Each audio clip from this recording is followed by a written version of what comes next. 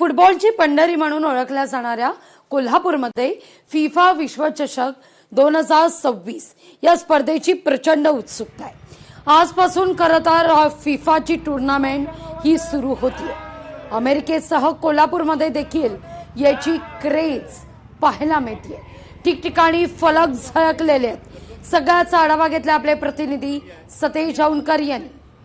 कोल्हापूर हे फुटबॉल वेडा आहे सांगायची कोणालाही गरज नाहीये, कारण जरी अमेरिकेत यंदा फिफा वर्ल्ड कप असला तरी देखील त्याची क्रेज मात्र कोल्हापुरात असं आपल्याला पाहायला मिळते।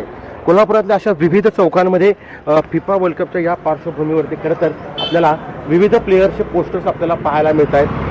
आपण सध्या आहोत कोल्हापुरातल्या या प्रॅक्टिस क्लबच्या परिसरामध्ये आणि इथं पाहतोय की खरं तर फिफा वर्ल्ड कपच्या या पार्श्वभूमीवरती चौकात विविध पोस्टर्स आहेत ते या ठिकाणी लावल्याचं दिसून येते।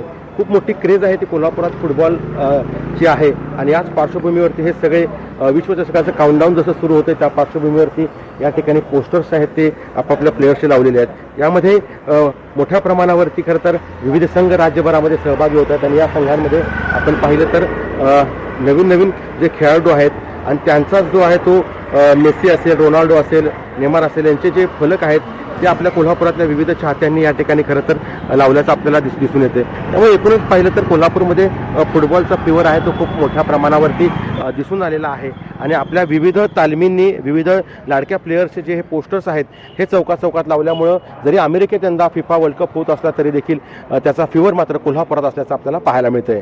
सतेज जाऊनकर, लोकशाही मराठी, कोल्हापूर। लोकशाही मराठी ऐका, पहा, जागरूक रहा।